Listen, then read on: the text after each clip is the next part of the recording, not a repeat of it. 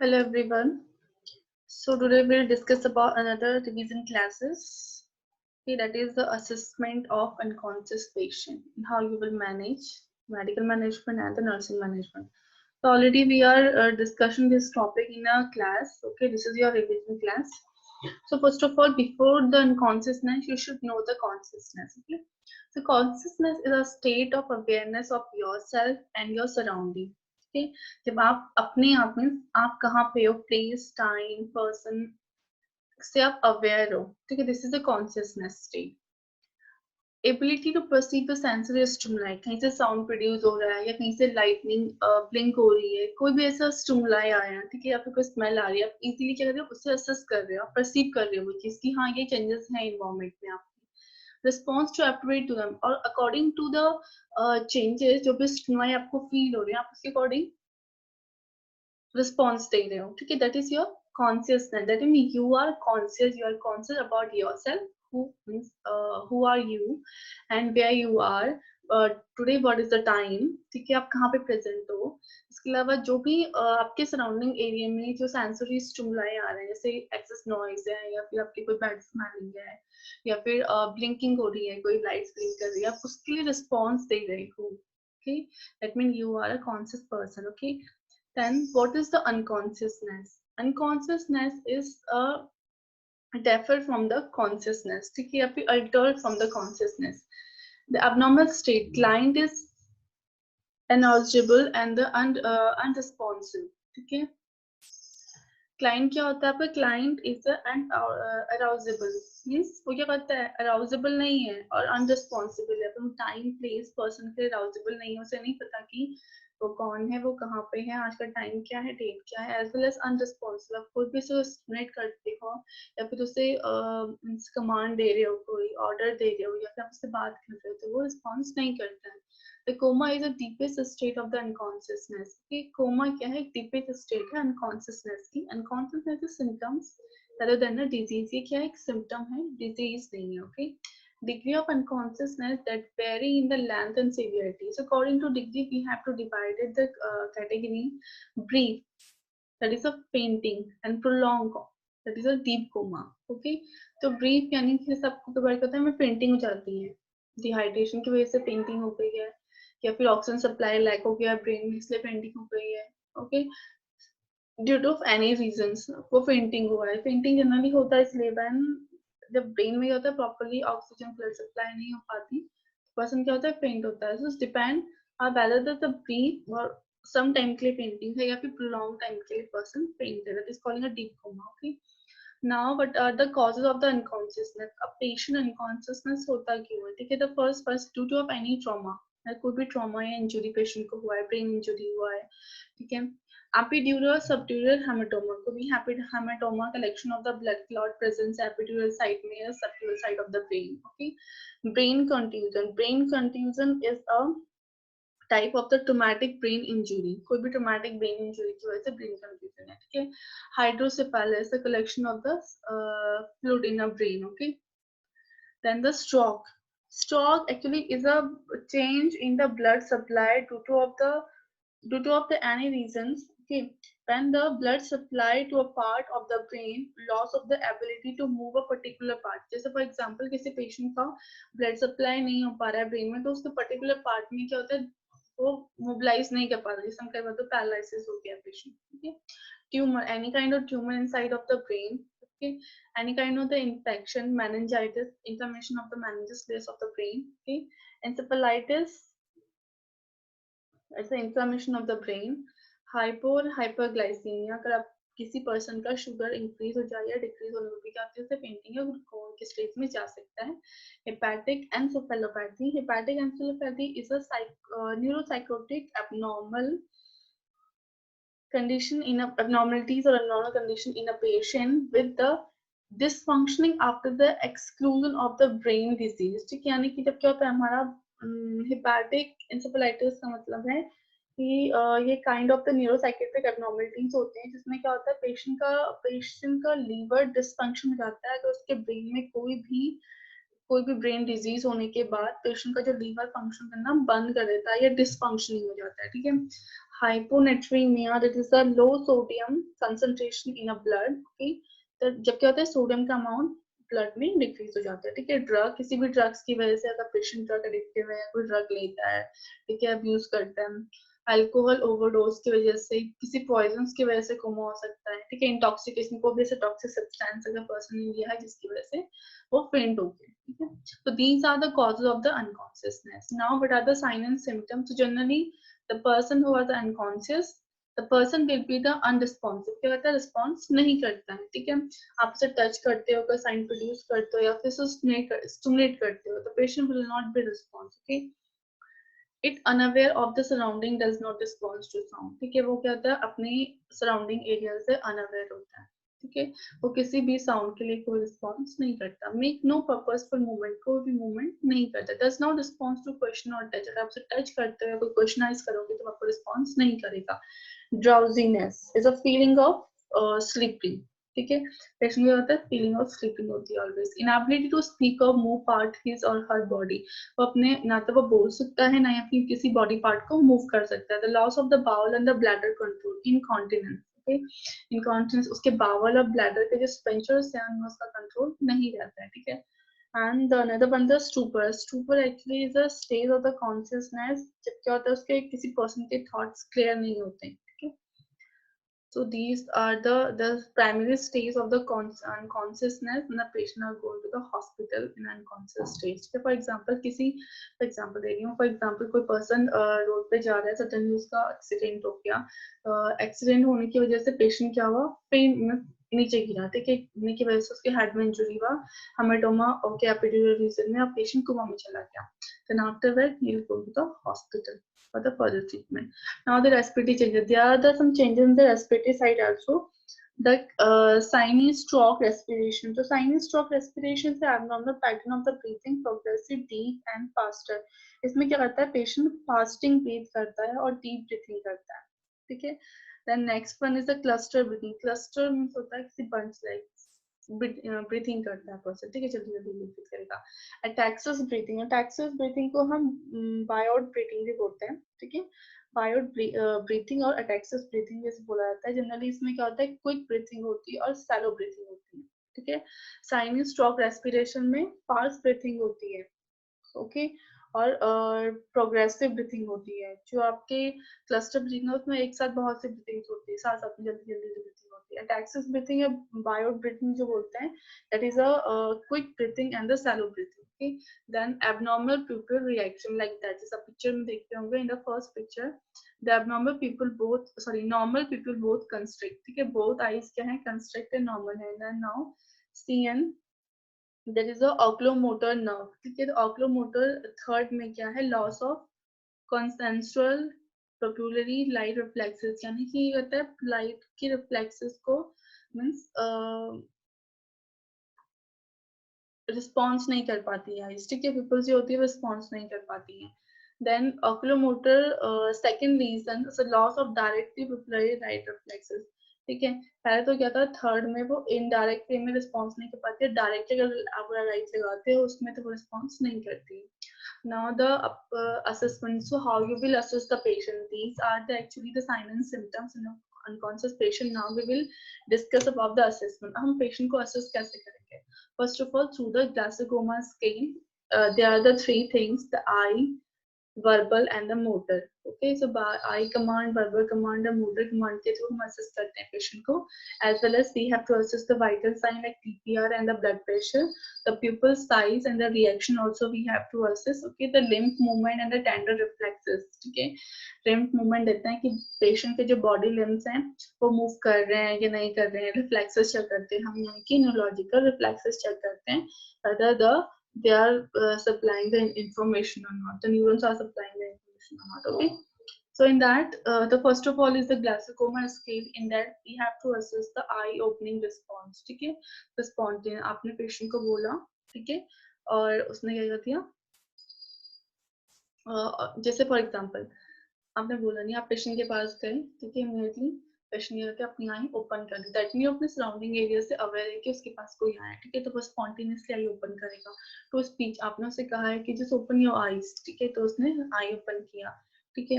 आपने उसे पेन, आपने उसे कहा, उसने आई ओपन नहीं किया, तो आपने क्या उसे पेन दिया, पेन देने के बाद फॉर एग्जाम्पल पिंचिंग किया उसके स्किन में, ठीक है, तो उसने अपनी आई ओपन किया, तो आप दोगे 2 मार्क। अगर आप पिंचिंग करने के बाद भी, स्टमाई करने के बाद भी पेशेंट को रिस्पॉन्स नहीं करता, then you have to give 1 mark. Okay, so according to that you have to give the score. The first is spontaneously, आप पेशेंट के पास आए असेसमेंट के लिए, उसने इमीडिएटली अपनी आईज ओपन किया without any stimuli in speech, so you have to give 4 marks. Okay, when you have to speak, the patient just open your eyes, you have to give 3 marks. When you have to do some pain through the any kind of the stimuli in the skin, okay, then you have to give 2 marks. So pain के बाद अगर अपनी eyes open करता है तो 2 marks दोगे, अगर patient अब भी कोई response नहीं करता, then you have to give 1 mark. Okay, the best verbal response is the oriented to time, place and the person. Okay, when you will ask the patient regarding the, did you know where are you, what's the time now, and like who are you, like you will ask the different kind of question regarding the surrounding area awareness. ठीक है, तो patient का response करता है कि क्या timing है, वो कहाँ पे है, मैं कौन हूँ या वो कौन है, ठीक है, अगर उसके लिए वो रिस्पॉन्स कर रहा है, that is you have to give a 5 minute, that is the patient are aware about the surrounding area. Okay, confusion, अगर वो क्या है कंफ्यूजन कि नहीं आज डेट के हैं, नहीं नहीं आज डेट के हैं, मीन्स वो क्या है अपनी जब अपने थॉट में कंफ्यूज है, उससे क्लियर थॉट्स नहीं, then you have to give 4 marks. Inappropriate word, ठीक है, वो इनएप्रोप्रिएट वर्ड बोलता है कि कभी कुछ बोलता है कभी कुछ बोलता है वर्डिंग में, ठीक है, that is you have to give 3 marks. In comprehensive sound, in comprehensive sound में जैसे स्लरिश साउंड में होता है, साफ बोल नहीं पा रहा है, ठीक है, वो that is you have to give 2 marks. You can't understand कि पेशेंट बोल क्या रहा है, ठीक है, नो रिस्पॉन्स, कोई रिस्पॉन्स नहीं करता, then you have to give 1 mark. The best motor response, the obey command. Okay, अगर आपकी कमांड को वो ओबे कर रहा है, फॉर एग्जांपल आपने पेशेंट को बोला कि अपने हैंड्स को अप करो, तो अपने हैंड्स को अप किया, that mean they have to obey the command. Okay, तो ये रहता है, you have to give 6 marks. Move to localize pain, ठीक है, अगर आप पर्टिकुलर कहीं पे स्टिमुलाई और से पेन देते हो, तो वो क्या करता है, अपने लिम्स को वहां से मूव करता है, that is that time you have to give 5 marks. यानी कि वो कमांड को फॉलो, जब आप किसी पर्टिकुलर स्टिमुलाई से कर रहे हो, पेन दे रहे हो, तब जाके क्या कर रहा है, वो उस कमांड को फॉलो कर रहा है, अपनी लिम्स को वहां से मूव कर रहा है। Flex with flexion withdraw from pain, आपने उसे पेन किया, फॉर एग्जांपल आपने लेग में उसे पेन किया, उस पर्टिकुलर पेन को विथड्रॉ करने के लिए उसके जो लिम्स हैं, उसके जो लेग है, वो फ्लेक्स कर रहा है, ठीक है, that you have to give 4 marks. abnormal flexion, decortic and the abnormal extension, this is the decerebrate. Okay, I'll show you the pic in that. This is the extension posture, जब अपनी hand को उसने extend कर दिया, patient और कोई response नहीं करा, देखो उसने एक्सटेंड किया पहले अपनी लेग्स को भी और अपनी हैंड को भी, आपने फॉर एग्जांपल उसके स्किन में स्टिमुलाई दिया, ठीक है, तो उसने विड्रॉ तो नहीं किया, लेकिन अपनी लिम्स को, अपने एक्सट्रीमिटीज को एक्सटेंड कर देती है, एक्सटेंशन पोस्चर, ठीक है। And abnormal flexion, abnormal flexion जब क्या करता है, वो फ्लेक्स कर लेता है लाइक दैट, ठीक है, वो फ्लेक्स कर रहा है अपनी बॉडी को, दैट इज एबनॉर्मल फ्लेक्शन। डिकॉर्टिकेट्स, ठीक है, सो डिकॉर्टिकेट्स क्या है, अगर वो फ्लेक्शन करता है तो आप 3 मार्क्स दोगे, अगर एक्सटेंशन करता है तो 2 मार्क्स दोगे, और वो स्टिमुलाई के लिए कोई भी रिस्पॉन्स नहीं कर रहा तो आप 1 मार्क्स दोगे। The total response, the total score is best response होता है आपका 15, ठीक है। कोमेटोस क्लाइंट इज 8 और लेस, अगर पेशेंट कोमा में है तो 8 और लेस, 8 से कम हो रिस्पॉन्स करेगा, मींस उसका स्कोर 8 से लेस होगा। टोटली अनरिस्पॉन्सिव, जब कंप्लीटली अनरिस्पॉन्सिव पेशेंट होगा, then having the 3 score. Okay, now you understood.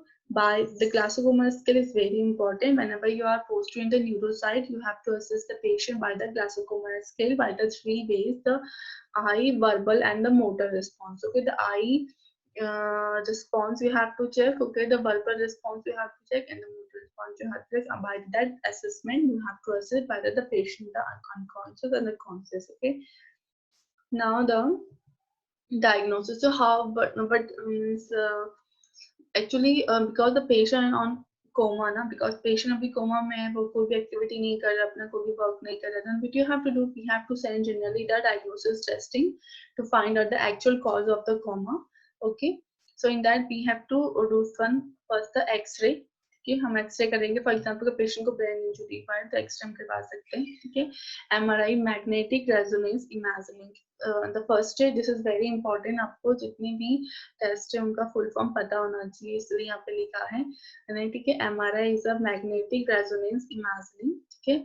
Specially हम कराते हैं अगर ट्यूमर का कोई पेशेंट है, ट्यूमर की वजह से अनकॉन्शियसनेस है, वैस्कुलर एब्नॉर्मलिटीज कोई है, ठीक है, या फिर आईसी ब्लीड हो रहा है, इंटरक्रेनियल ब्लीड अगर हो रहा है, ठीक है, तो ऐसी कंडीशन में हम पेशेंट का एमआरआई कराते हैं। नेक्स्ट वन इज सीटी, सीटी is a computerised tomography. Okay, the full form of the CT is a computerized tomography, and in that, if the patient having the cerebral edema, infraction, and the hydrocephalus patient को है, ठीक है, edema present, cerebral edema है या infection है कोई, या फिर hydrocephalic collection of the CSF fluid in the brain, okay, तो आप पेशेंट का CT करवा सकते हो। लंबर पंक्चर, cerebral meningitis का पेशेंट हो गया, meningitis की वजह से कोमा हुआ है, ठीक है, ये CSF evaluation करने के लिए हम लंबर वर्जन करते हैं, ठीक है। नॉट ओनली द मेनिंजाइटिस की वजह से, फॉर एग्जांपल ब्रेन इंजरी हुआ है तो ये देखने के लिए सेरेब्रल मेनिंजाइटिस तो नहीं है, मेनिंजाइटिस है inflammation of the meninges layer of the brain, okay. CSF fluid हम देखते हैं, सेरेब्रो स्पाइनल फ्लूइड एलिवेशन के लिए भी हम लंबर पंक्चर करते हैं, ठीक है। Then PET the positron emission tomography, okay. So positron emission tomography में हम डीप टिश्यू की स्टडी करते हैं, जनरली हम क्या करते हैं, कैंसर पेशेंट्स होते हैं उनके लिए हम चेक करते हैं इसे, ठीक है। EEG, electric activity of the cerebral cortex, ठीक है, तो सेरेब्रल कॉर्टेक्स की इलेक्ट्रिक एक्टिविटी देखने के लिए हम ईईजी करते हैं, ठीक है। Then blood test like CBC, complete blood count, LFT is a liver function test, RFT is a renal function test, और APG is arterial blood gas। तो ये सारी इन्वेस्टिगेशन हम जनरली क्या करते हैं, पेशेंट के स्टैंड करते हैं, ठीक है। रूटीनी डायग्नोसिस के लिए तो हम नहीं करते, रूटीनी डायग्नोसिस के लिए जनरली हम APG करते हैं, LFT करेंगे, RFT करेंगे और CBC करेंगे, जो हम रूटीन टेस्ट कराते हैं। बाकी जब हम पेशेंट अनकॉन्शियस रहता है तो उसकी कंडीशन को मेजर करने के लिए, उसके ब्रेन में जो भी चेंजेस आ रहे हैं उसको मेजर करने के लिए हम स्टार्टिंग में एक्सरे कराते हैं और मिड वे में हम देते हैं, ठीक है। रूटीन में हम सिर्फ ब्लड टेस्ट सेंड करते हैं और stool and urine examination to actually find out the condition, okay, जो भी चेंजेस आ रहे हैं बॉडी के अंदर उनको असेस करने के लिए हम डायग्नोसिस टेस्ट कराते हैं। Now this one is I told you that is a lumbar puncture, तो lumbar spinal nail is inserted in between third to fourth lumbar vertebra, देखो third to fourth आपका lumbar vertebra है, इसमें क्या आता है, lumbar insert किया था, lumbar puncture किया था, nail insert किया था, spinal cerebrospinal fluid को aspirate किया था, इसके थ्रू हम देखते हैं कि उसमें कितना elevation, cerebrospinal fluid कितना elevate हुआ, बड़ा है, या फिर पेशेंट को meningitis तो नहीं है, कि कोई other abnormalities देखते हैं हम इसमें, ठीक है। congenital abnormality देख सकते हो आप इससे। इसके अलावा दैट इज एमआरआई, ठीक है, एमआरआई सीटी के लिए हम पेशेंट को इस तरह से सेंड करते हैं, ठीक है। Now the complication of the immobility, ठीक है, क्योंकि पेशेंट चल फिर नहीं सकता है तो पेशेंट को बहुत सी कॉम्प्लिकेशंस होंगी, so you have to always assess the what kind of complication, specially for the unconscious patient, okay. The skin pressure sores in the laceration, अगर आप एक ही सेम पोजीशन में पेशेंट को रखते हो, पोजीशन चेंज नहीं करोगे तो क्या होगा, पेशेंट को प्रेशर सोर हो सकते हैं कि वो सेम पोजीशन में, ठीक है। और लैसेरेशंस हो सकती हैं, लैसेरेशन यानी जब स्किन क्या होता है, पील ऑफ रहता है, निकलना स्टार्ट हो जाती है, ठीक है, मॉइस्चर की वजह से, प्रेशर की वजह से। Respiratory hypostatic pneumonia, hypostatic pneumonia is the collection of the fluid in the dorsal region of the lung, okay. And the pulmonary embolus is the blockage of the artery in the lung by any kind of the substance that has to move from the airways, ठीक है, चाहे वो air से है या फिर fluid की वजह से उसे एम्बोलिज्म हुआ है।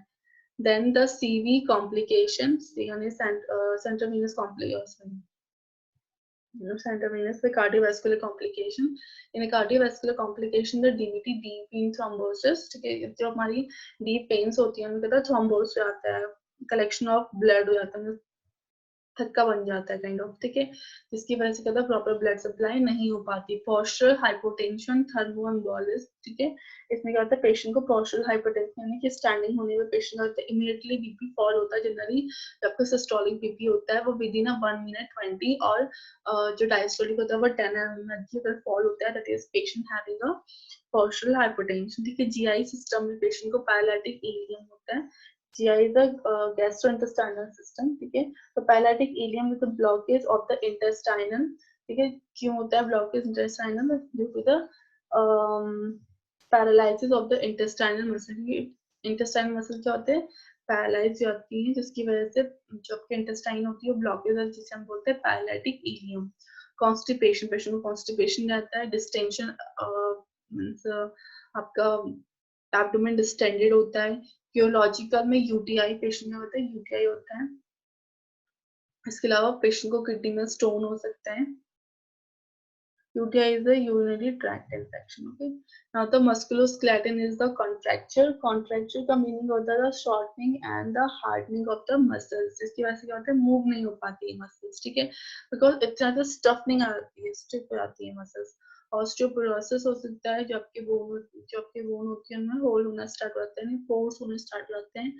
Dystrophy is the degeneration of the tissue. किसी particular जो टिश्यू होता है या पार्ट होता है उसमें डिजनरेशन होता है, lack of nutrition based farmer products वहीं पर आते हैं, ठीक है, जिसकी वजह से डिजनरेट होना स्टार्ट हो जाता है वो.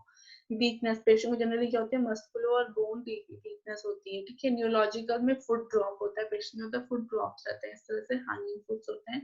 साइकोलॉजिकल में patient having anxiety and depression. Okay, so these are the generally complication of the immobility. Patient चल भी नहीं सकता, they have this kind of the complication. Okay, now we'll discuss about the what are the medical management we have to provide for the coma patient.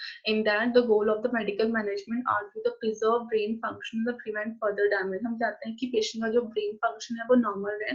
Generally हम medical management इस तरह से देते हैं सो दैट कि जो पेशेंट का जो ब्रेन फंक्शन है वो नॉर्मल वे में चलता रहे. जो यूज असिस्टेंट फॉर एग्जांपल जो वो वर्क नहीं कर पा रहा है वो हम चाहते हैं आर्टिफिशियली उसे प्रोवाइड करते हैं.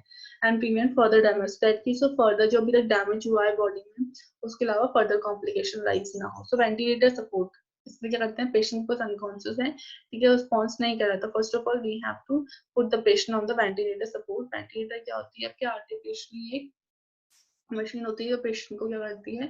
उसके वाइटल साइन को मेंटेन करती है. उसके थ्रू पेशेंट होता है ब्रेथ करता है, ठीक है.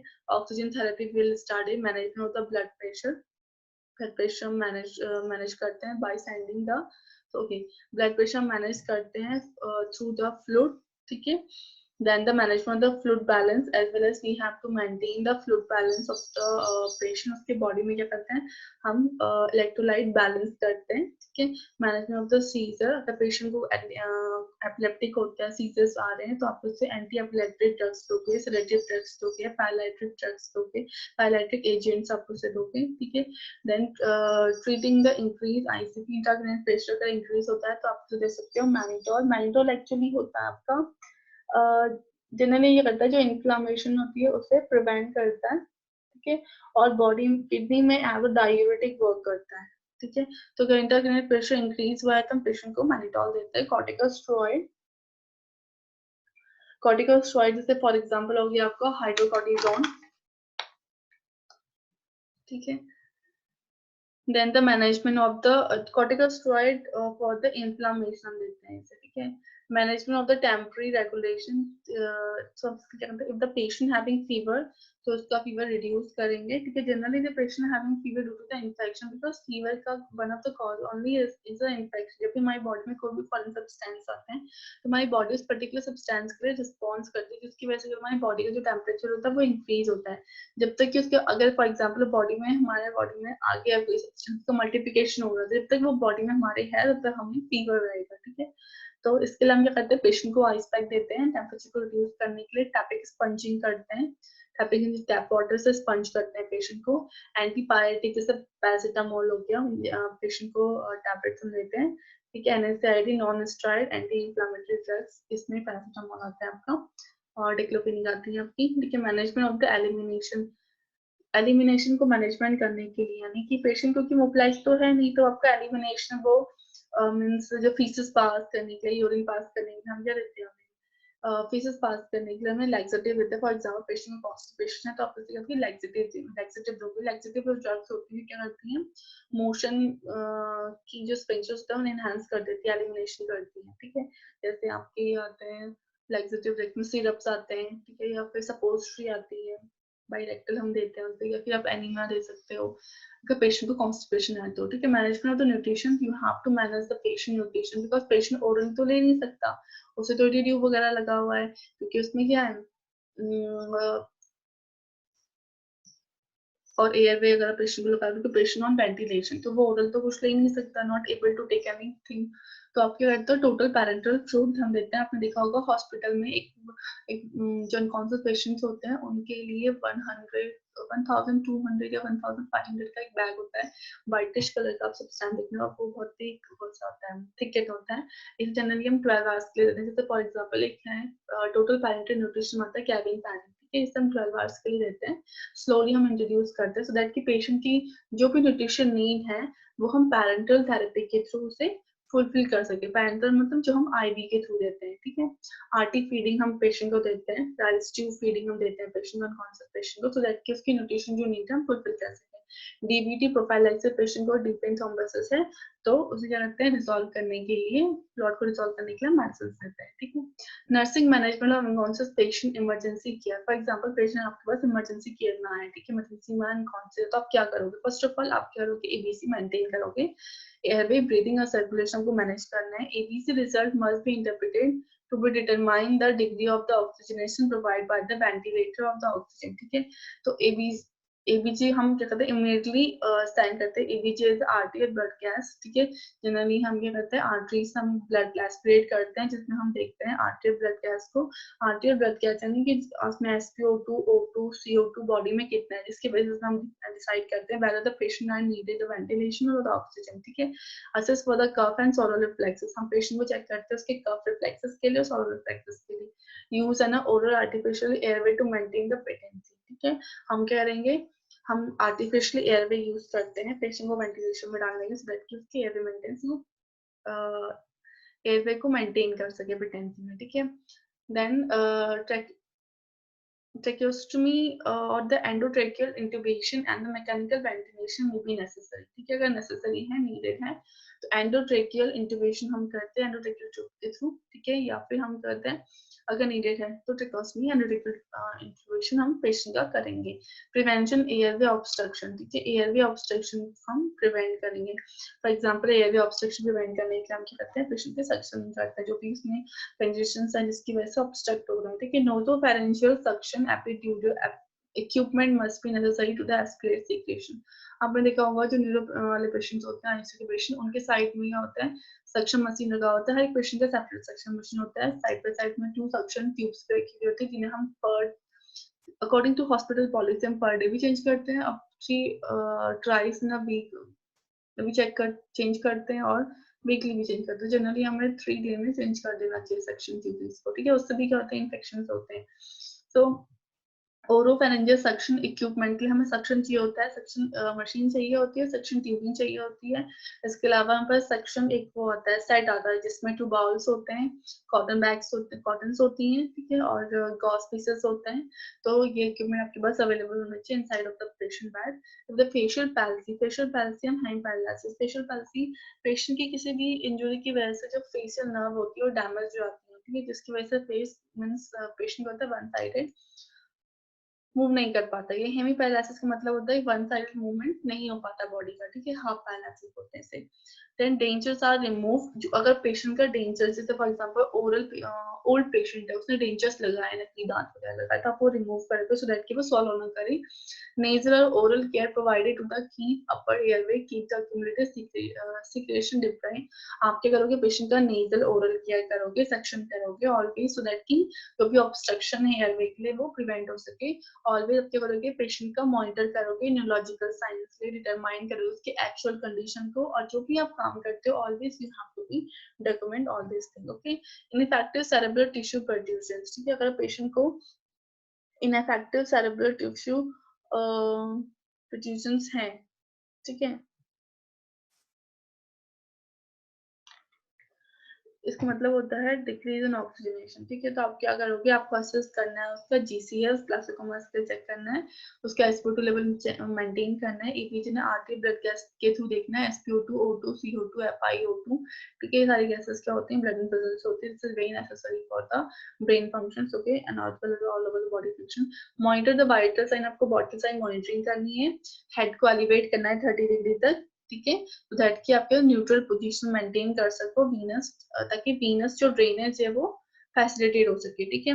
एजिटेशन यानी कि पेशेंट की एंजाइटी को रिड्यूस करने के लिए आप उसे सैलिटेशन दे सकते हो सो दैट कि पेशेंट आराम से रिलैक्स करे, स्लीपिंग मूवमेंट में हो, ठीक है। रिड्यूस द सेरेब्रल एडिमा, अगर पेशेंट को सेरेब्रल एडिमा है तो कॉर्टिकोस्टेरॉइड जैसे हाइड्रोकोर्टिसोन हो गया, ऑस्मोटिक या फिर लूप डायूरेटिक आप दे सकते हो, ठीक है। डायूरेटिक क्या करता है, हमारी बॉडी से वाटर का एक्सक्रीशन को बढ़ा देता है, ठीक है।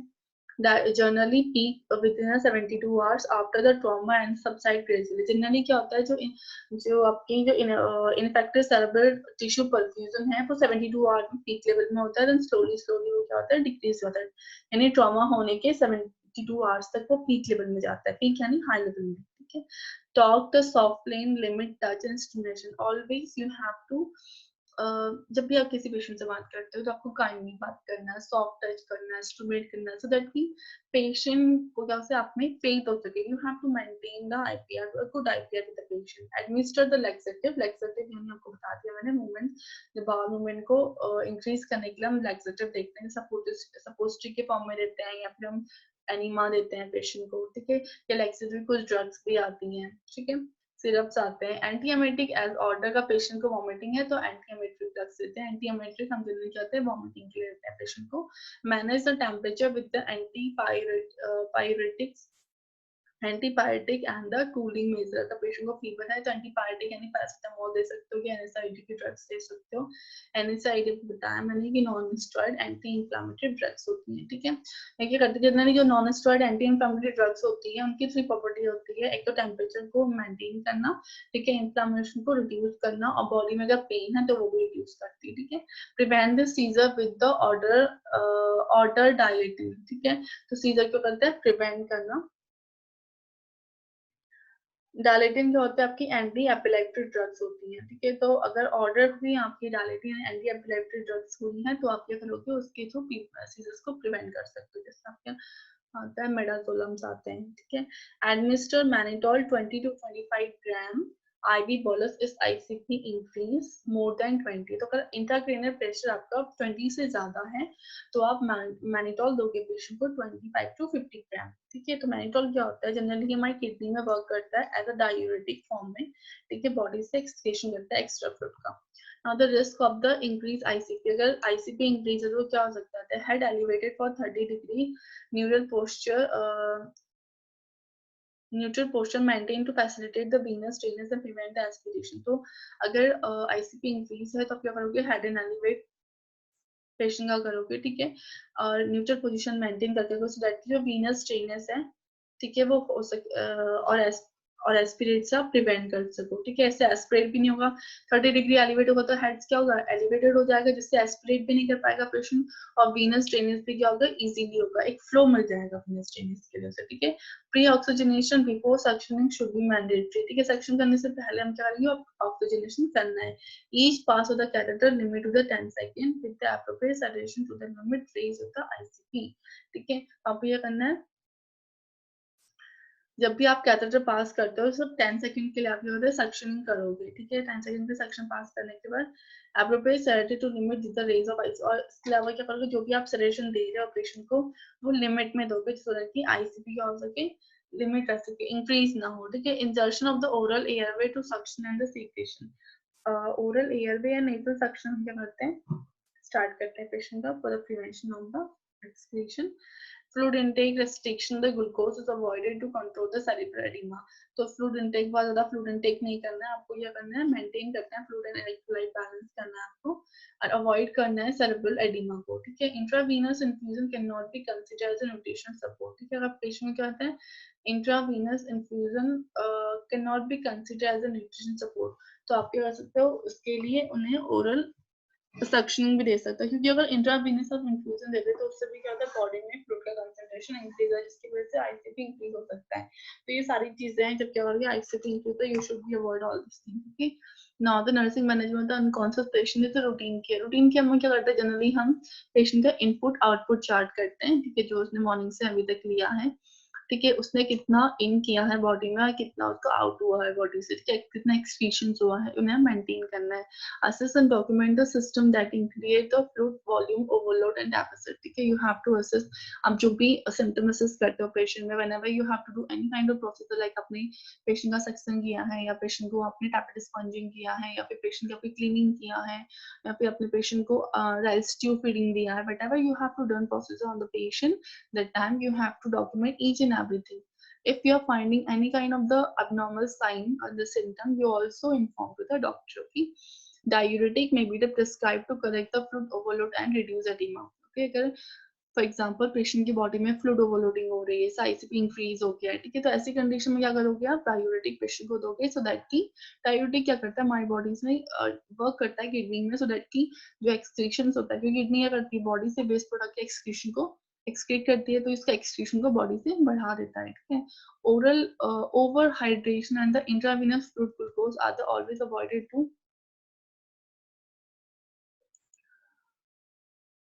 कोमेटोस पेशेंट द सेरेब्रल एडिमा में फॉलो। तो अगर पेशेंट को सेरेब्रल एडिमा है या जो कोमास पेशेंट्स हैं जिनका आईसीपी इंक्रीज हो गया है, ठीक है, उनको ऑलवेज क्या करते हैं हम, जैसे आपकी ओवर हाइड्रेशन नहीं कर रहे हैं, फॉर एग्जांपल अगर सेरेब्रल एडिमा है पेशेंट को, तो हम पैरेंटल थेरेपी डिक्रीज करके ओरल थेरेपी यानी कि नेजोगैस्ट्रिक ट्यूब से थेरेपी हम नेजोगैस्ट्रिक से फीडिंग हम ज्यादा देंगे, ठीक है। इसके अलावा हम ये करना है, ग्लूकोज जो फ्रूट्स होते हैं उन्हें अवॉइड करना है, ठीक है, सो दैट कि हम सेरेब्रल एडिमा को प्रिवेंट कर सकें।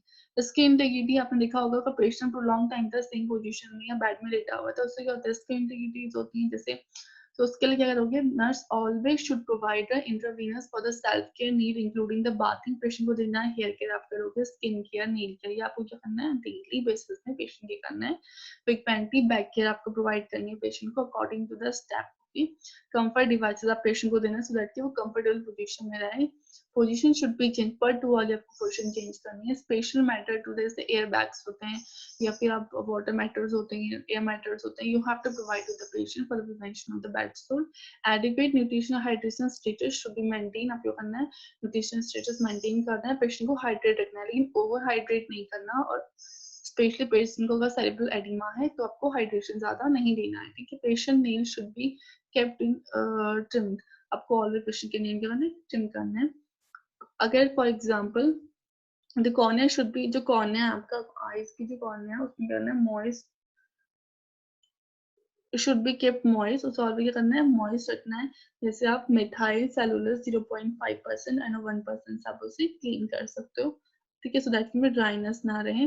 प्रोटेक्टिव आई साइड, ओके, आपको ये करना है, आपको कॉर्निया रिफ्लेक्सेस एब्सेंट हैं, ठीक है, तो आपको ये करना है, या तो आई साइड्स होती हैं, आई साइड्स में एक वो आते हैं आई पैक्स आते हैं, आप उससे क्लोज कर सकते हो, या फिर आप एडेंसिव टेप से जबकि कॉर्निया से क्लोज कर सकते हैं, सो दैट कि इससे हम कॉर्निया एब्रेशन या इरिटेशन से प्रिवेंट हो सके। क्योंकि इससे क्या होता है, कॉर्निया से पेशेंट के ब्लिंकिंग रिफ्लेक्सेस नहीं होते, कॉर्निया रिफ्लेक्स में ब्लिंकिंग रिफ्लेक्स प्रेजेंस नहीं है, वो किसी भी आई किसी भी लाइटनिंग स्टिमुलाई के लिए रिस्पॉन्स नहीं कर रहा है, तो इसका रिस्पॉन्स नहीं कर रहा है, दैट नॉट मीन कि उसे कोई इफेक्ट नहीं हो रहा है, उसकी आईज में क्या होता है, इनडायरेक्टली इफेक्ट हो, जिसकी वजह से कॉर्निया एब्रेशन हो सकती है या फिर इरिटेशन हो सकती है। इरिटेशन से क्लोज करने के लिए हम क्या करते हैं, आईज को एडहेसिव टेप से क्लोज कर देते हैं।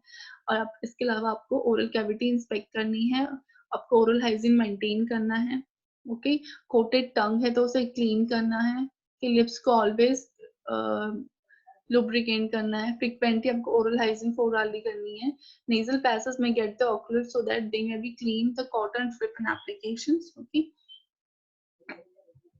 Now the proper position, the position is very important for the patient, okay, especially for the prevention of the bed sore, like that, this is the bed sore, the deep degree, third degree bed sore, जहाँ की bones दिखाई देती है, ठीक है, just because of the careless thing। So the lateral position, आपको lateral position देना है, पिलो के साथ maintain करना है, ठीक है। हेड इन न्यूट्रल पोजीशन यानी कि 30 डिग्री पे, 30 डिग्री सेंटीग्रेड में, 30 डिग्री 30 डिग्री पे क्या होगा, पेशेंट का हेड इन एलिवेटेड रहेगा, ठीक है। इसके अलावा पेशेंट को साइड लेटरल पोजीशन देनी है, पिलो के साथ सपोर्ट करके, उसके आर्म्स पोजीशन करने हैं पिलो के साथ सपोर्ट करके, उसके शोल्डर पोजीशन करना है, क्योंकि जो आपको प्रेशर पॉइंट होते हैं वो आपके, ये आपका हो गया ऑक्सीपिट, shoulder, your sacrum side, your hip side, and your heel, ठीक है, टोस के जो हील है आपके, तो एक ये आपके प्रेशर साइड है, तो इनमें प्रेशर कॉन्टिन्यूस ना रहे, इसके हम क्या करते हैं, कॉन्टिन्यूसली पेशेंट की पोजीशन को चेंज करते हैं। तो जनरली हम साइड लाइन पोजीशन देते हैं, पेशेंट के जो अपर आर्म्स होते हैं उन्हें पोजीशन देते हैं और पिलो के साथ मेंटेन करते हैं शोल्डर को। ठीक है, जहां भी प्रेशर पॉइंट है वहां पे आप क्या करोगे, सॉफ्ट थिंग्स रखोगे, जैसे पिलो से आप मेंटेन कर सकते हो। ठीक है, लेग्स को आप सपोर्ट करोगे पिलो से, then change the position in 2 to 4 hourly, take care of the patient injury for the soft injury, nerve edema, disruption of the blood supply। ठीक है, तो आप पेशेंट को प्रिवेंट करोगे इंजुरी वगैरह से, इसके लिए आप क्या कर सकते हो, साइड स्कॉप्स कर सकते हो। पेशेंट की position always you have to maintain. Okay, अगर सिक्रेशन है तो उसे ड्रेन आउट करोगे, पेशेंट के माउथ को क्लीन रखोगे, उसकी टंग क्लीन होना चाहिए, कोई भी ऑब्स्ट्रक्शंस नहीं होनी चाहिए एयर में। ठीक है, now the self-care deficit, because the patient is self-care deficit, so always you have to maintain the hygienic condition of the patient. So what are the hygienic need of the patient, you have to maintain all these things, all this and you have to fulfill all this need. Okay, involving also you have to involve the patient family member in a care timing. Okay, so involve the family in a self-care need. Fingernails, toes also need to be assessed technically, circulation properly है नहीं है, अगर patient को कोई fracture and all है तो specially. ठीक है, then chronic illness such as diabetic need more attention, patient को अगर डायबिटिक है तो आप क्या करोगे, कंटिन्यू उसका अकॉर्डिंग टू डॉक्टर प्रिस्क्रिप्शन आप उसका ग्लूकोज मेंटेन करोगे, मॉनिटरिंग करोगे। Minimize the 2 nurses should be bath unconscious patient, turning the patient we block there. ठीक है, जब भी पेशेंट को आप बात देते हो, the time minimum 2 nurses are assessed to the patient. Okay, proper assessment is very important at the time of bathing, because that time you have to check the skin signs and other lacerations, any kind of the mole. Okay, any kind of the skin changes, the color changes, then hair care should not be the neglected. Okay, आपको ऐसा नहीं कि hair care नहीं करना, you should be do the provide the hair wash to the patient, comb the hair of the patient, okay, in a daily basis only. Then the oral hygiene, chlorhexidine solution you have to use for the oral hygiene, maintaining the oral hygiene. Okay, you have to remove all the things which are obstruct the airway. Okay, you have to clean the airway side. Then if the patient has the endotracheal tube should be fixed alternative at each day. तो क्या करना है, endotracheal care होती है। ठीक है, endotracheal tubes होती है, ट्रेकियल साइड्स लगी हुई होती है पेशेंट की एयरवे मेंटेन करने के लिए। ठीक है, तो इस कंडीशन में भी करना है ट्वाइस अ डे और वीक में एक बार, तो जो एंडोट्रेकियल ट्यूब्स होती है उसकी केयर करना है। वैसे तो हम पर डे करते हैं according to the multiple hospital policies, daily basis में हमको एंडोट्रेकियल ट्यूब क्या करनी होती है, पेशेंट का केयर करना होता है। ठीक है, उसे क्लीन करना होता है। Minimum of the 4 hourly oral care आपको पेशेंट को लेना है। Okay, so that you have to prevent the micro organs, also not to damage the gingiva by using the excessive force. तो आपको बहुत ज्यादा फोर्स नहीं लगाना, बिकॉज पेशेंट इज अनकॉन्शियस ना, तो whenever you have to do the oral care of the patient, you should not be pressurized or do any kind of damage on the oral side. Okay, so eye care, in the eye care, assess the patient eye. You have to observe the any kind of the irritation sign, the cornea dryness. I told you before that you have to moisten cornea side. Okay, any kind of the abrasion and the edema you have to assess. Then gentle cleaning and the gauze 0.9% sodium chloride should be sufficient in the prevent to infection। जैसे आपका NS आता है, ठीक है, तो NS से भी आप क्या कर सकते हो, क्लीन कर सकते हो। artificially tear can be also apply on the drop to help the moisture in the eye। तो artificial tear उसकी eyes में put कर सकते हो, so that कि उसकी eyes क्या रहे, moist रहे। cornea damage can result if the eye remain open for the long time तक eyes patient की eyes open है। ठीक है, तो आप तो क्या होगा, उसका कॉर्निया डैमेज हो जाएगा, इरिटेट हो जाएगा, तो इसके लिए आप कॉर्निया को क्लोज कर देते हो एडेंसिव टेप से। The tape can be used to close the eyes. Okay. Now the nutrition need, I told you the total parental nutrition we have to give to the patient. Okay, as well as nasogastric tube भी हम nasogastric tube के through भी हम patient को feeding देते हैं। ठीक है, so that we have to fulfill the demand, the nutrition demand of the patient. Okay, the intravenous blood administered for the comatose patient. ठीक है, जनरली जो हमारे जो इंट्रावीनस फ्लूइड्स होते हैं, जैसे मैंने आपको बताया, दिस इज कैविन पैरी एक्चुअली। ठीक है, सो ये कैविन पैरी है, ये क्या होता है, टोटल पैरेंटल फ्लूइड है जिसमें कंप्लीटली इस फ्लूइड में कंप्लीट न्यूट्रिशन प्रेजेंस है, जो जनरली हमारी बॉडी के लिए एसेंशियल्स होते हैं, ठीक है। तो बॉडी की रिक्वायरमेंट को फुलफिल करने के लिए हम एक फ्रूट को एडमिनिस्टर करते हैं पेशेंट में, जो क्या होता है कोमेटोस पेशेंट्स होते हैं, ठीक है, ताकि उनकी बॉडी की रिक्वायरमेंट फुलफिल हो सके। But always you have to keep in your mind and you have to maintain the fluid and electrolytes, you should not be overloaded और over dehydrated the patient. Specially अगर patient का ICP increase हो रहा है तो उसके लिए amount decrease कर दोगे। The risk of the injury, जैसे फॉर एग्जांपल ये, ठीक है, पेशेंट को ऑलवेज द कोमा पेशेंट आपको साइड रिस्क अप करना है। तो side risk must be keep whenever the patient is not receiving the diet care, ठीक है। तो आपको साइड रिस्क अप करनी है। आप केयर के टाइम पे साइड रिस्क डाउन कर दो बिकॉज आप वहाँ पे प्रेजेंट हो, ठीक है। अदरवाइज पेशेंट आप वहाँ पे नहीं हो तो पेशेंट को आप साइड रिस्क अप करके रखोगे सो दैट कि वो बेड से ना गिरे। Fall from bed should not be there, okay, it's a kind of the incident. The seizure precaution must be taken. अगर पेशेंट को सीजर्स आते हैं तो आपको इसके प्रिकॉशन है, कोई भी शार्प इंस्ट्रूमेंट वहाँ पे नहीं होना चाहिए सो दैट पेशेंट को हार्म हो, ठीक है। Adequate support to limb and knee must be when the moving the turning of unconscious patient. तो adequate support जैसे पिलो होना चाहिए, comfort devices वहाँ पे होने चाहिए so that patient को injured ना हो। Protect from the external sources of the heat. जैसे फॉर एग्जाम्पल आपने पेशेंट को स्टीम दिया तो ऐसा नहीं कि आपने अपना स्टीमर रख दिया, you should be stand there जब तक ये स्टीम कंप्लीट नहीं होता है, ठीक है। तो over sedation should be avoided as implied access to level of the consciousness impair the respiration. तो आपको over sedation अवॉइड करना है so that कि आप easily जो कॉन्शियसनेस के स्टेज है वो आप असिस्ट कर सको, उसका रेस्पिरेशन असिस्ट कर सको, ठीक है। Assess the need for the restraint, आपको पेशेंट को असेस करना है रीस्टीम के। बहुत सारे अनकॉन्शियस पेशेंट्स होते हैं जो क्या करते हैं रेस्टलेस होते हैं, ठीक है। तो उनके हाथ देखा होगा हीरो वार्ड में हम क्या करते हैं बॉक्स बैंडेज कर देते हैं सो दैट कि वो अपने मींस अगर पेशेंट एग्रेसिव है या उसे सीजर्स आ रहे हैं तो वो अपने जो भी ट्यूबिंग्स उसकी बॉडी में है वो उसे रिमूव ना करे, तो उस पेशेंट को रिस्ट्रेन करते हैं। बट लॉन्ग टाइम तक रिस्ट्रेन नहीं करते पेशेंट को, 4 आवर्ली हमें चेंज करना होता है।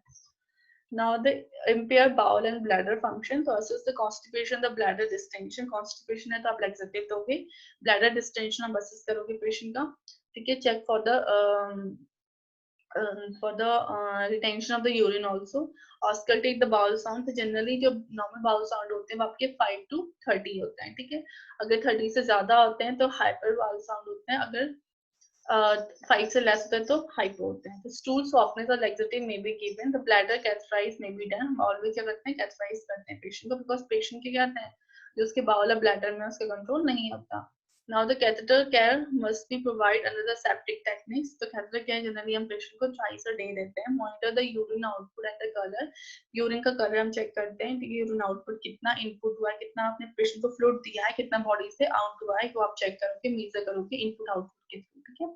Initial bladder training as soon as consider as a routine, ठीक है। आपको इनिशियल ब्लैडर ट्रेनिंग देनी है पेशेंट को, ठीक है। As soon as the consciousness has, जैसे उसकी कॉन्शियसनेस आ रही हो, ठीक है, वैसे उसको या ना इनिशियल ब्लैडर ट्रेनिंग पेशेंट को प्रोवाइड करनी है, ठीक है, सो दैट कि अपने वो फ्री हैबिट में हो सके। रिस्क ऑफ द कॉन्ट्रैक्चर्स, ठीक है। तो what are the risk of the contractures? Contracture यानी कि जब मसल क्या होता है रिजिड हो जाती है, ठीक है। तो maintain the extremities function position by the providing a proper support. तो ऑलवेज क्या करना है आपके जो पेशेंट की बॉडी है उसे क्या करना है कंफर्ट डिवाइसेस से सपोर्ट करना है, ठीक है। Remove and support device every 4 hourly for position, ठीक है। ROM exercises and the skin care, patient को अपना डिवाइस से सपोर्ट करना है, 4 आवर्ली आपको पोजीशन चेंज करनी है, उसके लिम्स को, उसके शोल्डर को, उसके लेग्स को आप और इसके अलावा कंफर्ट डिवाइस में आप पिलो दे सकते हो, एयर बैग्स दे सकते हो, ठीक है। एयर और अपने वाटर मैट्रेस दे सकते हो या एयर मैट्रेस दे सकते हो, ठीक है। पेशेंट को स्लाइड जैसे आपने देखा होगा जो अनकॉन्शियस पेशेंट होते हैं उनके लिए हॉस्पिटल में फिजियोथेरेपिस्ट आते हैं जो क्या करते हैं उनकी मसल्स हैंड करके लिम्ब मूवमेंट कराते हैं, स्लाइडिंग पेशेंट नहीं कर सो दैट कि उनमें मसल्स में रिजिडिटी ना हो, ठीक है। As well as you have to provide the skin care to the patient. Food support should be provided, आप उनका फूड सपोर्ट अब देखा होगा फूड सपोर्ट आता है, ठीक है। तो फूड सपोर्ट आपको पेशेंट को प्रोवाइड करना है सो कि कोई भी उसमें लाइसेशन या प्रेशर पॉइंट ना हो, ठीक है। तो पेशेंट को आपने always provide a comfort zone, okay. The sensory stimulation is the brain need to sensory input, ठीक है। इसके लिए क्या होता है widely believe that hearing is the last sense to go, ठीक है। तो ऑलवेज क्या करना चाहिए पेशेंट से बात करनी चाहिए, ठीक है। talk, explain patient what is going on, आप उसे बताओ आज आपने क्या किया है. आप जब generally don't think like the patient not hearing this anything, whatever you're asking or whatever you're telling to the patient. This is the last sense to go. The last में जाता है जब patient चला जाता है, ठीक है? So still patient are listening to the your whatever you're telling to the patient, okay? Or whatever the sound they are perceiving in their surrounding area, but patient can't respond only. Okay, they are listening each and everything. So you have to talk with the patient in a polite manner. Okay, you have to explain all these things, whatever is going on, and what are the exact condition of the patient, and you have to provide the psychological emotional support to the patient, as well as you have to motivate the patient so that कि वो अपनी state अपनी जो condition है उसे कोप कर सके और अर्ली उसे बाहर आ सके, ठीक है. Upon the walking many client remember and upon awaking many client remember and will accurate recall event the process that happened while they were sleeping unconscious. तो बहुत से पेशेंट्स होते हैं जब वो अवेक होते हैं, ठीक है, जो कोमा से बाहर आ जाते हैं, तो उन्हें पता होता है कि पेशेंट ने या किस डॉक्टर ने उन्हें क्या कहा था, सिस्टर ने उनसे क्या बात की थी या क्या चल रहा था, ठीक है. They know each and everything. The nurse must show respect, okay, encourage the family to contribute to the care of their loved ones, afford to privacy both the client and the family deserve. So always you have to respect to the patient. This is the right of the patient, as well as you have to provide a proper information to the family member, so that as well as to encourage the family member to contribute the care of the patient, okay, and provide the family support to the patient. This is very important actually, okay. Therefore the privacy both the client and the family deserve. So if anything जो कि आपको expose नहीं करना है, you have to maintain the confidentiality of the patient as well as the family, okay.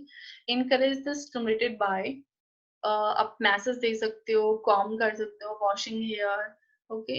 आप इस stimulate के through उसमें उसे स्टिमुलेट कर सकते हो, इंकरेज कर सकते हो. जैसे आपने मसाज किया है पेशेंट को, नॉट मैसेज, इट्स मसाज, तो पेशेंट की बॉडी में मसाज किया, जैसे आपने बैक मसाज करते हो, तो उससे क्या होता है, पेशेंट स्टिमुलेट होता है, कॉम करते हुए, वॉश हेयर करते हुए, प्लेइंग म्यूजिक, रेडियो, आपने कोई सॉफ्ट सॉन्ग स्टार्ट किया है, रीडिंग बुक, आप पेशेंट के आगे बुक पढ़ सकते हो, ठीक है. या ब्रिंग आप फैमिली मेंबर को बोल सकते हो कि वो बुक या कोई भी ऐसी रीडिंग बुक उसके आगे पढ़े या उससे बात कर रहे हो, कि ब्रिंग अ परफ्यूम फ्लावर और स्मेल कह सकते हो, this is the smell, like different आप फ्लावर की स्मेल यूज कर सकते हो. Adapt them and family news, ठीक है. आप क्या करेंगे, फैमिली के साथ आप क्या होते हैं, adapt them with the family news, जो भी फैमिली की न्यूज है आप उसे अडेप्ट करोगे. Ampere the family processes including the family member, patient के केयर के लिए फैमिली मेंबर को इन्वॉल्व करना है, कंटिन्यूअसली कम्युनिकेट करना है पेशेंट को फैमिली मेंबर के साथ, ठीक है. Family member should be allowed to stay with the patient when there the possible, जितना हो सके फैमिली मेंबर्स को अलाउ करना है कि वो पेशेंट के साथ में रहें. इवन आपने देखा होगा nowadays open ICU is open ना, not in this year, I think Delhi में या मुंबई साइड में ओपन आईसीयूज हैं. पहले क्या होता था, पेशेंट के जो फैमिली मेंबर्स होते थे उनको नहीं लेके आया जाता था. They are having a fixed time to see the patient. Now the open ICU is there. Only the one family member they allow always with the patient, that they have to provide a proper support to the patient. They know where they are. The sister and doctor are providing kind of treatment. Use the external support system like the professional counselor, religion, clerics. आप दे सकते हो उसे clarification and the question should be encouraged, ठीक है. तो अगर for example family कोई भी सपोज मीन्स आपसे क्वेश्चन करती है पेशेंट के रिगार्डिंग, तो you have to give the answer, the proper answer, exact condition you have to explain to the family member, as well as आप उन्हें काउंसिल कर सकते हो. रिलीजियस अगर उन्हें कोई भी ऐसे मिथ्स हैं या फिर दे आर बहुत से रीजंस होते हैं जो कहते हैं कि नहीं हमें ये नहीं करना, या फिर आप ये पेशेंट को दे दो, that time you have to explain, you have to counsel the patient. This is not actually allow inside of the ward, okay. Then the family member इसके अलावा you have to provide the not only the professional support, the personal support also provide with the family. You have to complete support to family because they are suffering more other than the patient also, okay. Now thank you so much. If any query, any suggestion, you will give me, okay. Thank you.